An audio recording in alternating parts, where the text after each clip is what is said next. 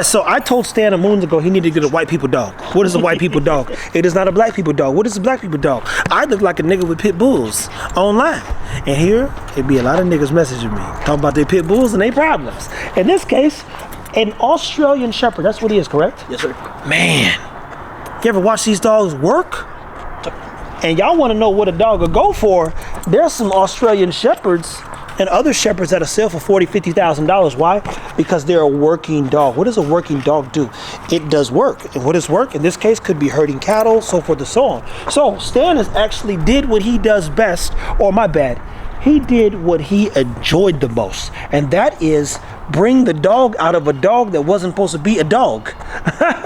So Boots, oftentimes you don't see these dogs doing bite work, correct? No, I don't think I've seen any. I've seen a border collie, a couple of them, maybe seen one Aussie, but it's not common. See what I'm saying? Why? Because they're supposed to be thinkers, instinctual. They're supposed to keep cattle in line and all that other stuff, right? So we just walked through Tron, ego, having some challenges, super confident, independent thinkers. Boots, on the other hand, look at him. He's really tuned into what Stan is asking him. And you go, man, that's control there. Relax. Look at that. Look at that. Look at that dog looking for direction, man. Tuck. My dogs won't look at you for nothing. They look right past, hey, man, whatever, dude. Get that rope back, man. Shut up. Shut up, man. I got some Negroes. So, Jamarcus is going to put on the sleeve. We're going to walk through and I'm going to narrate a little bit about what Stan's doing and why it is important to have a dog under control versus like my hoodlums. So, Stan goes through a process, as you guys have probably seen before, where he begins to warm the dog up. Warming the dog up is making sure that him and the dog are in cahoots. What is a cahoot? A cahoot means, hey, is he paying attention? Is he listening? Is he going to tune in? Relax. And if he won't listen, then we got to do something different. See, so then he gets vocal. Nope. Tuck. So this is what I was telling you, we got to calm him down because he sees the deep when he gets too amped up. Tuck. And that started to put the sleeve on. Yeah. Yeah, because when I was like this, he didn't say anything. Nope. Tuck. Because you're a lot of fun. It's fun for him. But we have to teach him that there's rules. Nope. See, he keeps messing up. I didn't tell him to get in the heel. And that's because he's so focused on what he wants to do now. Yep, and he's anticipating. So he's like, okay. Don't start thinking they're smarter than you. There, now he's actually a little better. He's still not making eye contact, so I'm going to give him a light one. Yeah, nope. There you go. Nope. Nope. Left. And even what you're saying, people, the dog should be focused on Stan.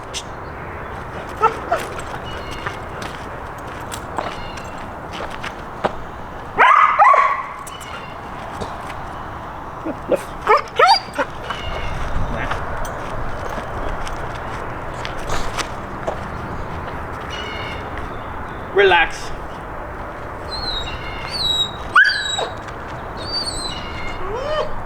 Left.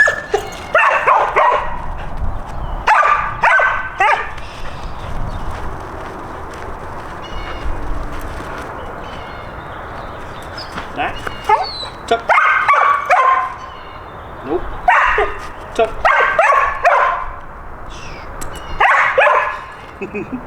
And this is the fun part that your patience has to come in, because if I start getting frustrated and I start correcting him, it'll take this drive and this want to out of this.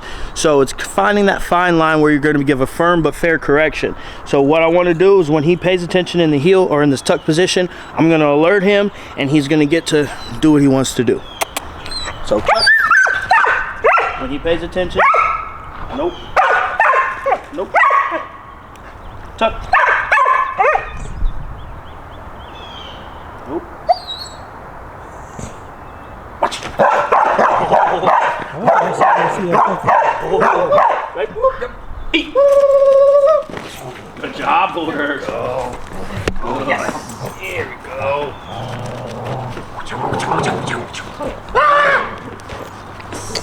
Boot. Out. Left. Relax.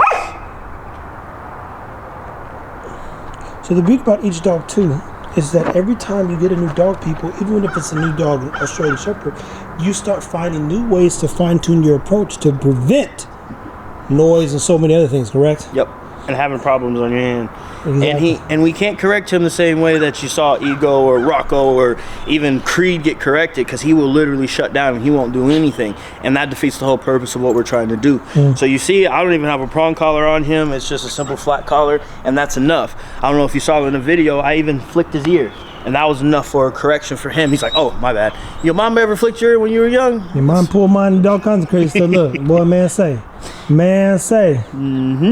So you have to match the level of correction with the dog you have as well. Just because you see somebody else with a Corso or somebody else with a Pit Bull correct their dog that way, you got to make sure you're working with the dog that you have in front of you, people.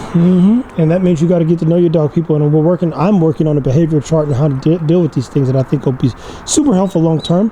But again, we're watching a dog under control, which gives him confidence, and hell, me confidence. Because I've been behind the camera a few times and withstand, and people say, look, stay back. I don't know if my dog is not going to bite you. I say, well, Stan's dogs don't. Because they're clear about the assignment, as they say. So we'll send him one more time and then we'll close this out, man. Yep. Tuck.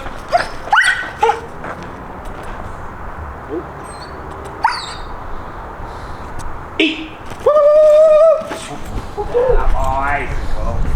Eat. Here we go. Good boy. Yes. Eat. Here we go. Boop. Left. Well, there you have it, people. The gist of it is, every dog is going to continue to need work. Boots, to be clear, is he even a year old? Yeah, he was a year in September, so what, 17 months, 18 okay, months? so he's not even 2 years old yet, people. And he is learning something new. In his line of work, technically, being vocal would be required, I presume. Yeah. And then they're designed for biting and nipping. So get him to hold on to these things. It's been a process, but it's been a fun one at that. So we can use things that we've learned on him for other dogs that have issues getting on the bites and stuff like that. So like you said, you get a dog that takes you out of your wheelhouse. It puts more tools on your belt so you can help more people have a better dog. And in this case, people, when he's saying tools, he gets to compound his skill of communication, because every dog, and mind you, how many pit bulls have you actually trained, Stan? Like real pit bulls or like pit mixed things? Like pit bulls. I mean, I've had maybe 3, I think, actual game pits. And you've been training for how long? 8 years. So we got 8 years of training, and the majority of your clientele is what? Probably shepherds, mals, and then a lot of bully people lately. Lately. Yeah, but mainly it's going to be somebody with a German Shepherd, Malinois. Those are easy dogs. We call them plug-and-play dogs. If they don't do it at 6 weeks old, you probably should get a new one type dog. And they're not as fun. I mean, when you get the ones like Creed that are just super high energy, high drive, that stuff is fun. But the majority of them aren't at that level. They just do the bare minimum, and it's just like they're supposed to do that. So I personally like having the off-breed dogs, bringing out a dog where somebody looks and underestimates that one. We got a dog named Spot. He comes out happy-go-lucky. But when you alert that dog, it's like Cuju comes out. It's a different He's part dog. of the Cuju Chocolia. Now, people, as always, continue to take care of your dogs. It's a process. We wanted to show you a couple of different dynamics in terms of training and communication. Boots is a good dog who's growing, and Stan's growing because of him as well. He's really forcing him to become a better handler, and even more importantly, dog trainer in a sense. And the more ways he could package how to teach you to do the best you can, the faster this thing can grow. So people, keep taking care of your dogs. And good luck.